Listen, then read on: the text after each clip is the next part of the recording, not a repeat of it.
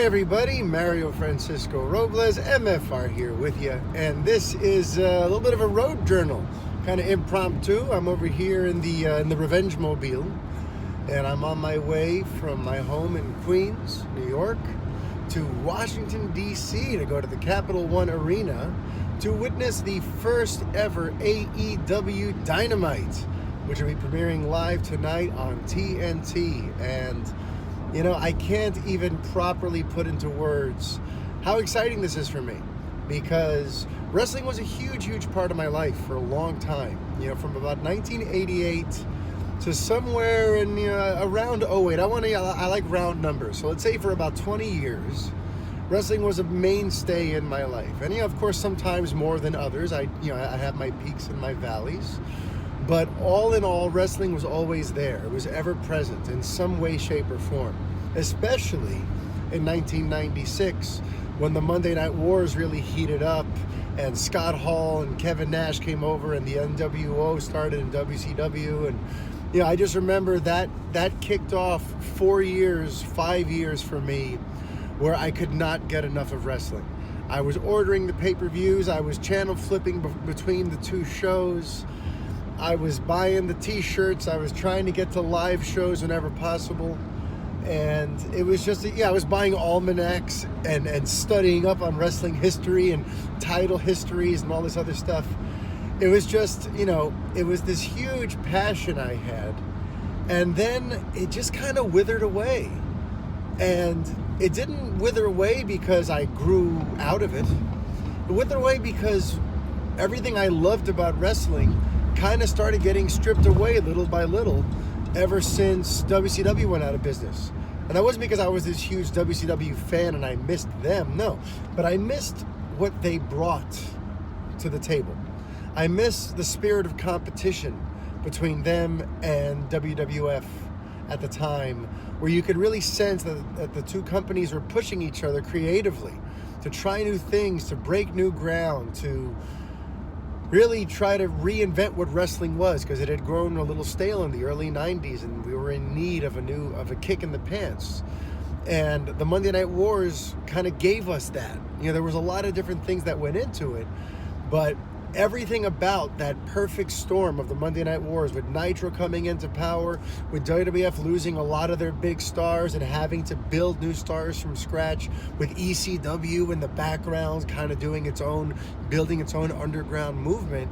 There was, you can't really beat the late 90s, at least not as far as I'm concerned. And then after ECW went out of business and WCW went out of business and the WWE became the only game in town, the product just started to suffer. It started, then they went public and they got on the stock exchange and they became WWE instead of WWF because of the lawsuit with the World Wildlife Fund. And all of a sudden, it just started to change. Things got way more corporate. The promos you could feel got way more scripted, way more stiff. Fewer new stars were being created. And like John Cena got rammed down our throats as the post-Monday Night Wars era flagship wrestling star. But really, it never really felt earned for a lot of fans, because, I don't know, I don't want to now get into a whole John Cena thing, but it was indicative of Vince kind of losing his finger on the pulse that he had for so long. Shortly after WCW going out of business in 2001, you could just feel like the whole company was losing its own pulse. Suddenly not having WCW breathing down his neck, not having WCW to have to try to take down because they'd taken his number one spot. Without that pressure, you really kind of got the sense that the company began to rest on its laurels and look elsewhere and focus more on, diversifying their revenue streams and launching the network and increasing the profile of the WWE corporate brand. And listen, that's all great, and I'm sure they've made their stockholders lots of money. And I'm sure, they're a very profitable company, even with the ratings going down.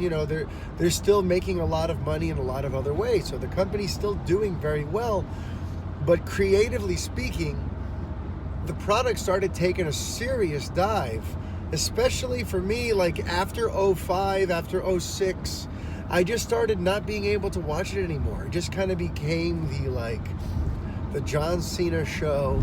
No matter how much the fans seemed to want some other kind of edge to the show, Vince McMahon just kind of started booking in a way, almost kind of thumbing his nose to the audience. You know, in the past, it used to feel like he was on our side. And that was what kind of made WWF feel like home during the Monday Night Wars. It's like WCW was the corporate billionaire Ted brand that was a little out of touch, but they had all of yesterday's stars, and it was very flashy and glossy. But WWF was home. WWF was Vince McMahon. It was family run. It was, it was him bringing his legacy as a promoter and as someone who's been trying, his whole life. He lives and breathes wrestling. So understanding the product, understanding us, inventing new stars, reinventing the paradigm for wrestling. That's who Vince was to wrestling fans at one point. He was, this guy that you trusted. You felt like, all right, he's an evil genius, but he's figured it out, and he's awesome, and he's on our side. He's one of us. He's not billionaire Ted. He's not some corporate thing. He is a second generation promoter who lives and breathes promoting wrestling.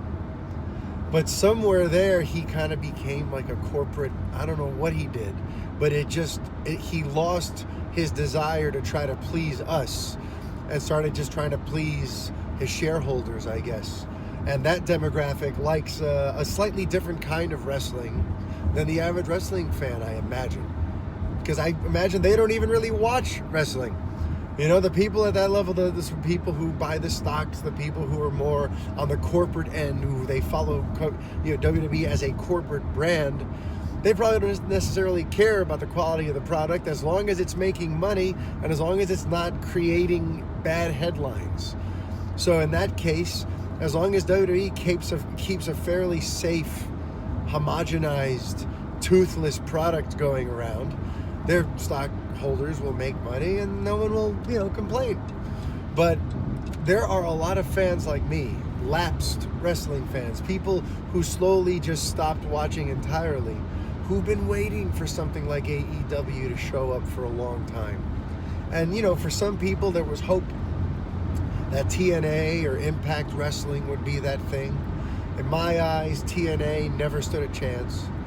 And that's primarily because of the way it came up. It came up and it really felt like WCW 2.0. It didn't feel like a new, fresh idea. It felt like here are all of the WCW rejects headed by Jeff Jarrett, who couldn't get a job at WWF because he'd burned a bridge with Vince McMahon. Famously kind of almost holding up the company for his match with China to drop the IC belt before going to WCW. Although Bruce Pritchard has kind of helped, vindicate Jeff Jarrett in that story.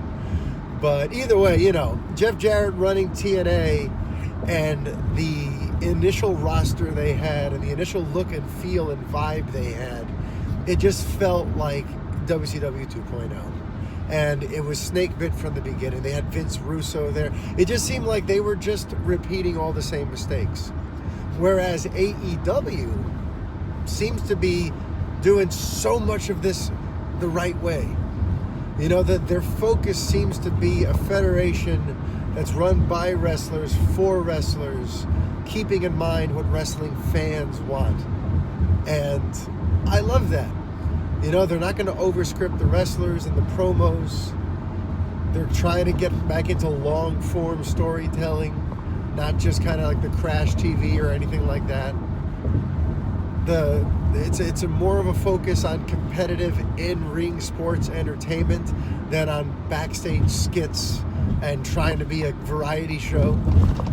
I could go on at length, but AEW seems to be trying their best to speak to people like me. And they've totally, they hit the ball out of the park because I'm all in. And that's why I'm driving, with traffic, it's going to be 5 hours from Queens to Washington, D.C. And then afterward, I'm not staying in a hotel.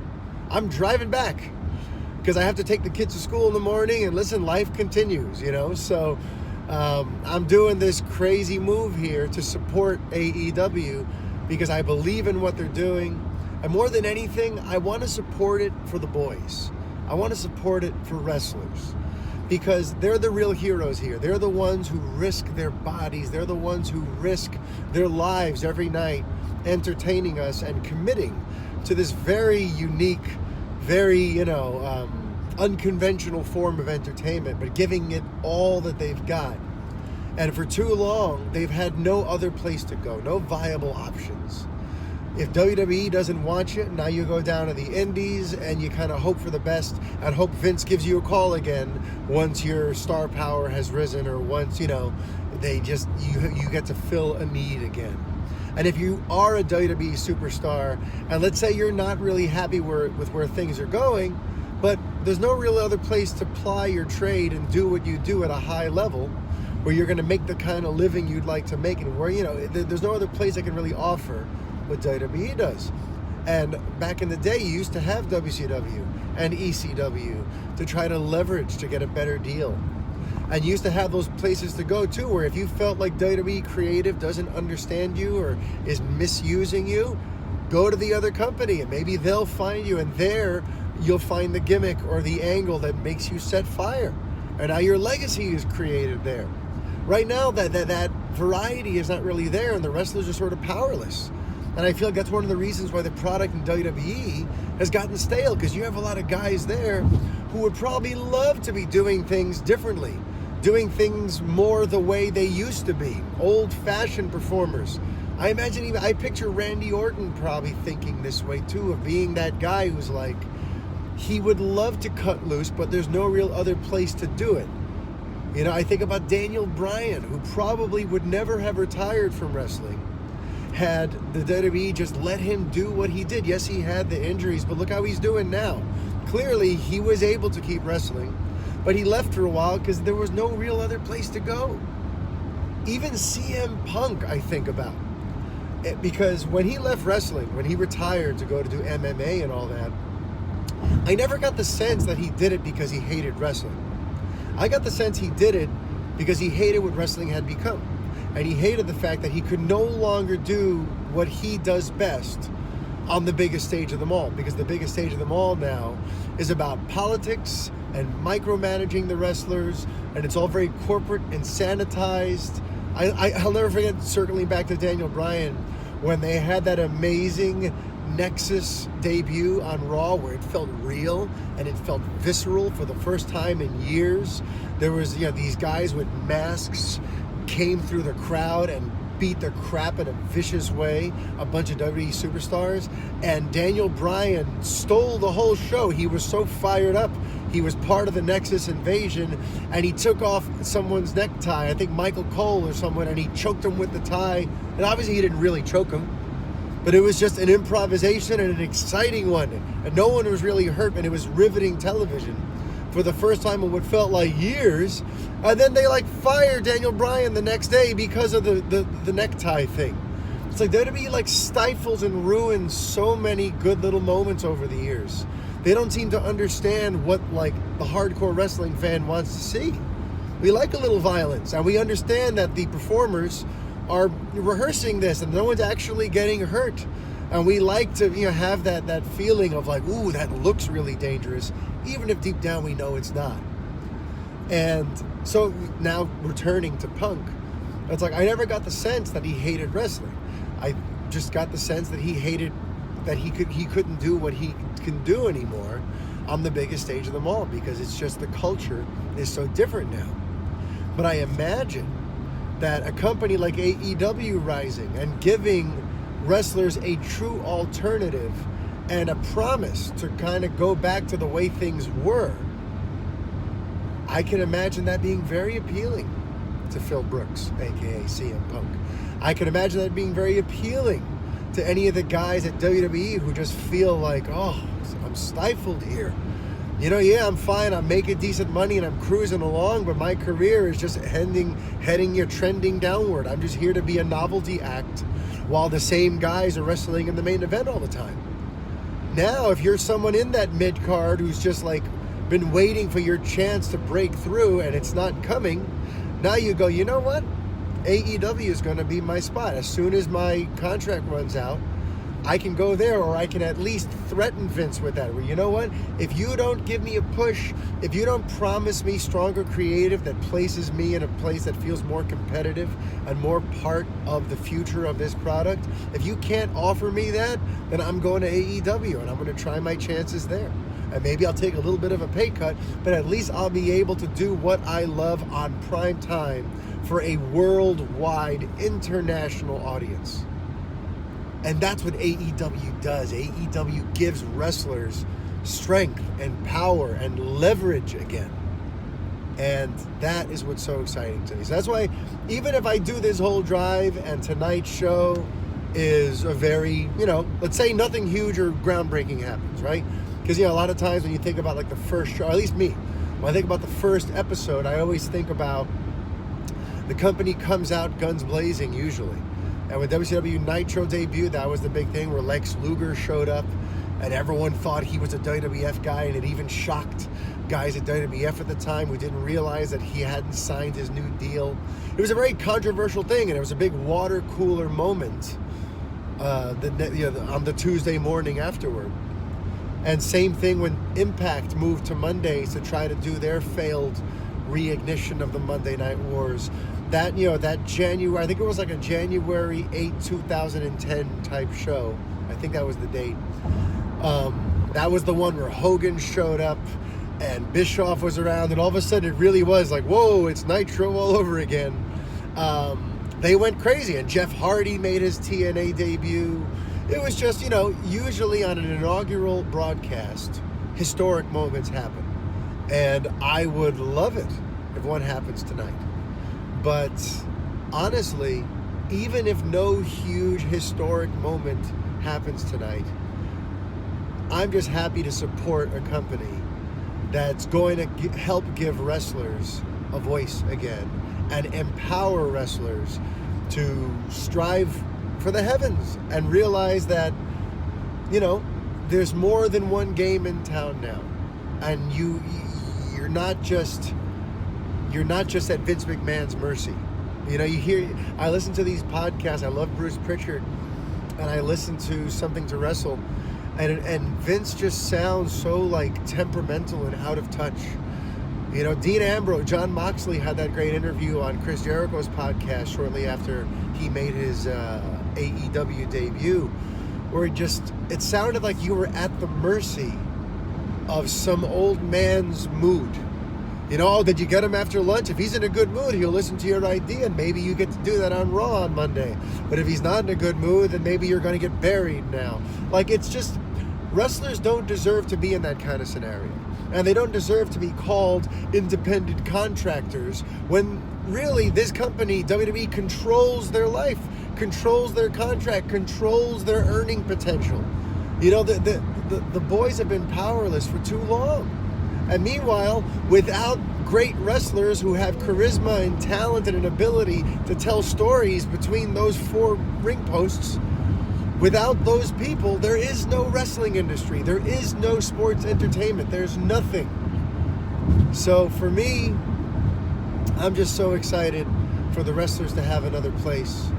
And for this company, AEW, which seems so far to be doing everything so well. I've checked out All In, I've checked out Double or Nothing, I've checked out All Out, and so far I am super impressed with what Cody Rhodes, the Young Bucks, Tony Khan, that whole brain trust. I'm super impressed with what they've cooked up, and I can't wait. It's coming up on 4 in the afternoon for me, so the show starts in 4 hours. I still have around a little less than 3 hours left of a drive ahead of me. So, actually, no. 2 hours and 20 minutes. 2 hours and 20 minutes. So, AEW Dynamite, here I come.